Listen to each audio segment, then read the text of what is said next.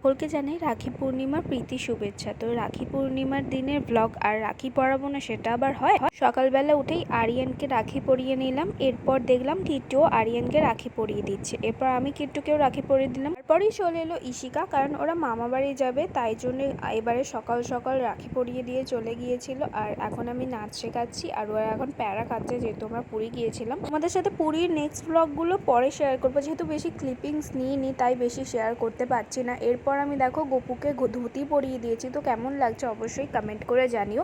আর ওর জন্য ছিল এই তুলসীর মালাটা। আর আমি না একা একা ভিডিও করছিলাম, তার জন্য আমি বুঝতেই পারিনি যে আমি যখন ওকে রাখি পরাচ্ছিলাম এই ভিডিওর অ্যাঙ্গেলটা ওরকমভাবে হয়ে গেছে।